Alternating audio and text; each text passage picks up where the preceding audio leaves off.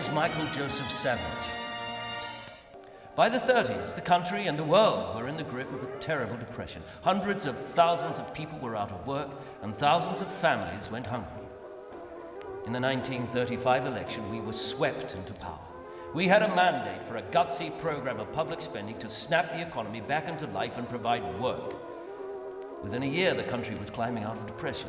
Workers had money to spend, and that created more jobs. We began to build the many state houses you see in Auckland today. Our cradle-to-the-grave policies redefined New Zealand.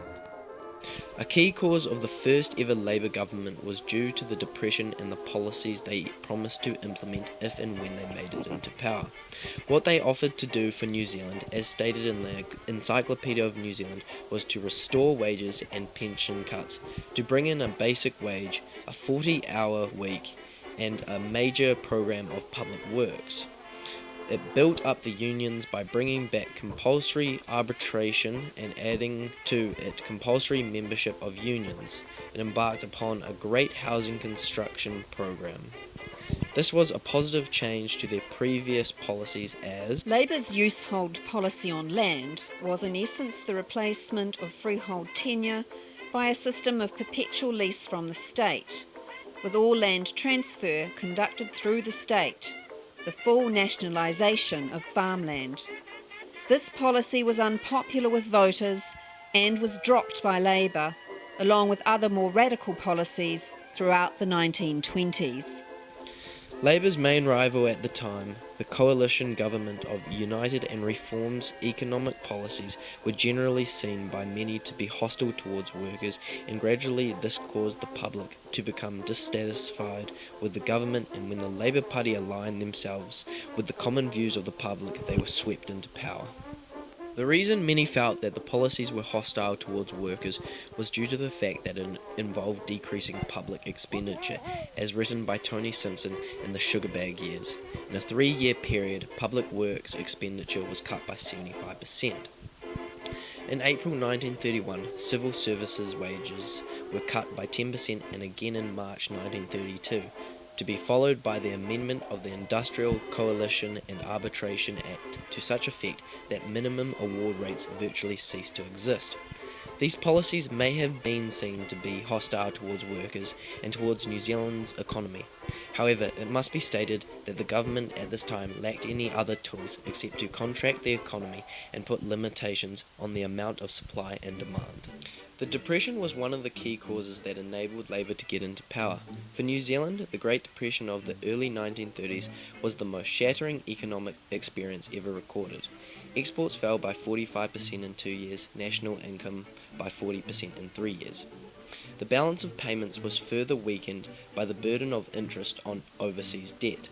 At the worst point of the Depression, the number of unemployed may have exceeded 70,000 people, with some estimates that just over 100,000 men between the ages of 16 and 65 were unemployed.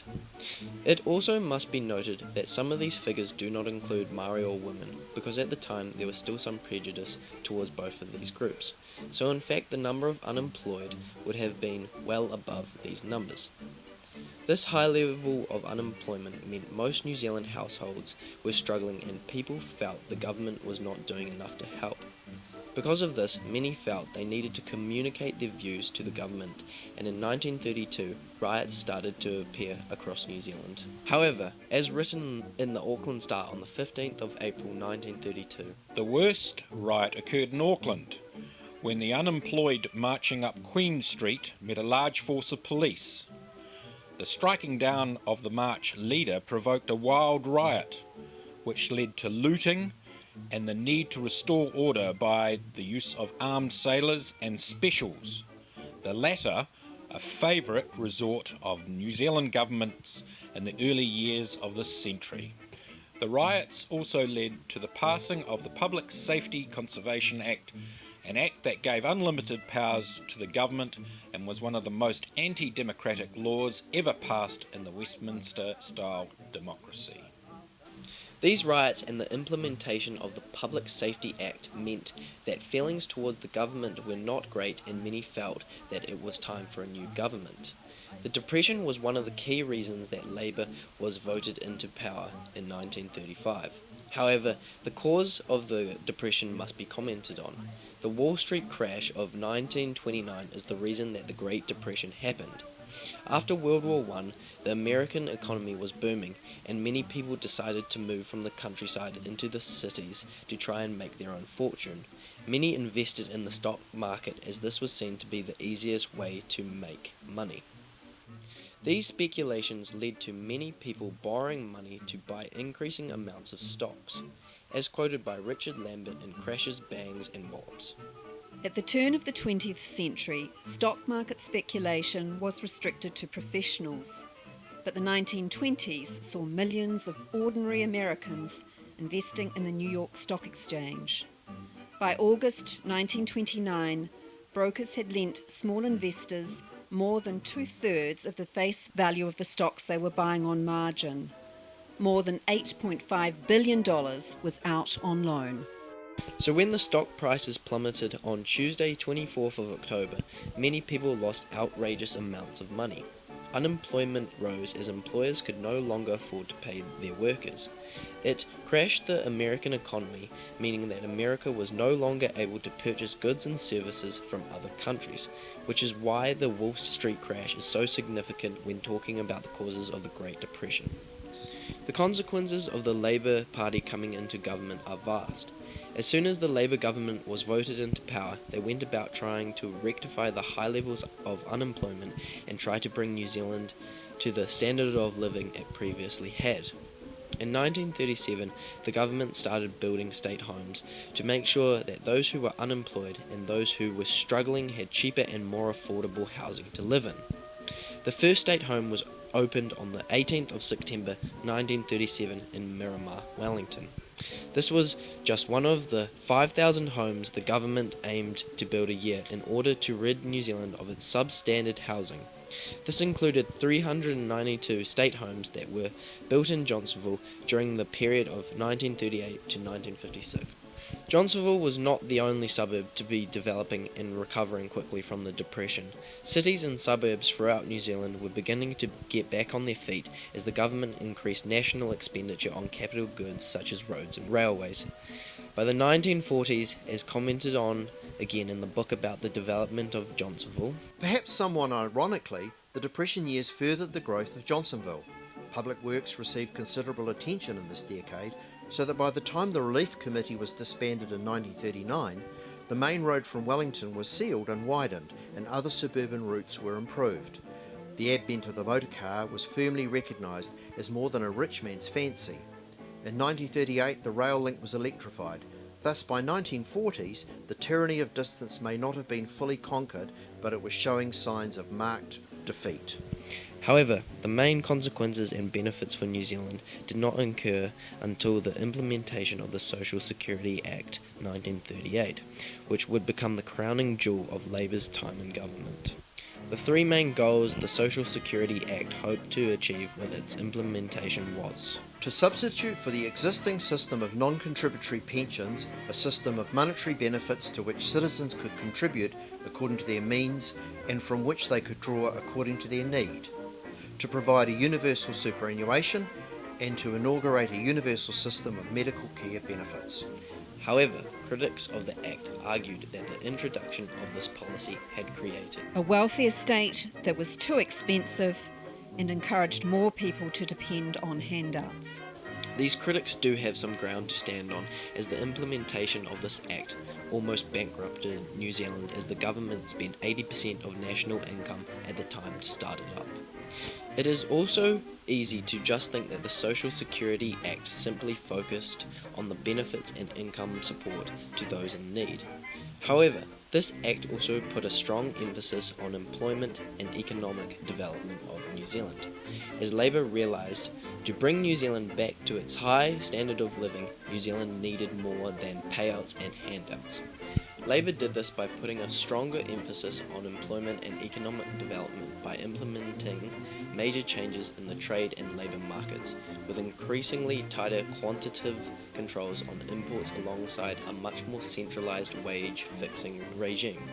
Together, These were aimed at improving the ability of income from employment to provide adequate income for the working man, so-called welfare by other means, as well as trying to foster the growth of the industrial sectors.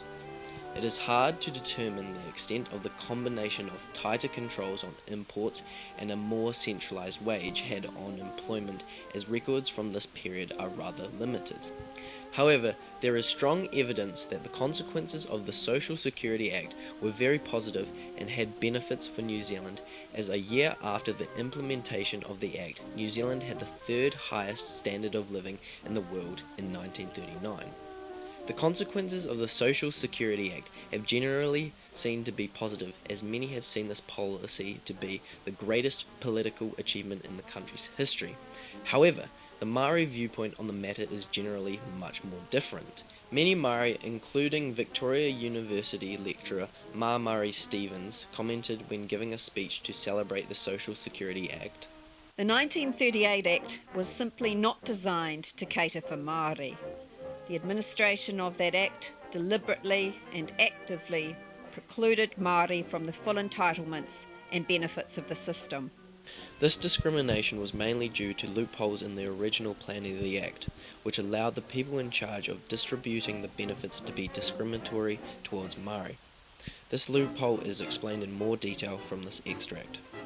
Māori were promised that the Social Security Act 1938 would mean a fresh start of new rights and entitlements. Yet a loophole was provided by Section 72(2). In the first few years of administering Social Security Department officers used this to continue their earlier pattern of clear-cut discrepancy between Maori and Pākehā payments by dispersing Maori benefits at a consistently lower rate. This is significant to New Zealand, as even though we were developing as a country in most aspects, it is clear to see that there were still negative viewpoints of Maori and other ethnic communities that lived in New Zealand. These quotes are very useful, as it gives an educated and researched opinion by a Maori lecturer about the limited effects the Act had on Maori. In conclusion, the Labour Party gaining power and the implementation of the Social Security Act 1938 are very significant events in New Zealand's history. The implementation of Labour's Social Security Act in 1938 meant that a wider range of people were now eligible to receive benefits that so many New Zealanders so desperately needed. This act also had a wider range of effects on communities and the public in general, as the Social Security Act was not simply designed for just the distribution of payouts and benefits. The Act also focused on fixing employment and increasing economic growth.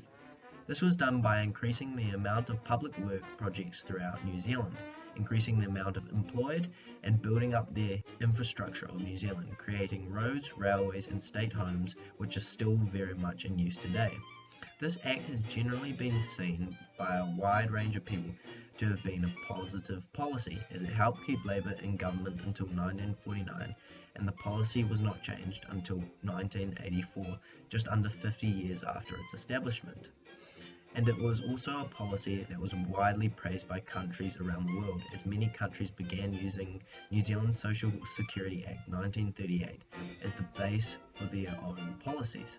However, when viewed by Maori, they would say that this act was not a positive policy, as they were openly discriminated against when it came to the distribution of welfare. However, whatever your opinion is on the matter, there is no justification in which someone can say that this act is not significant to New Zealand.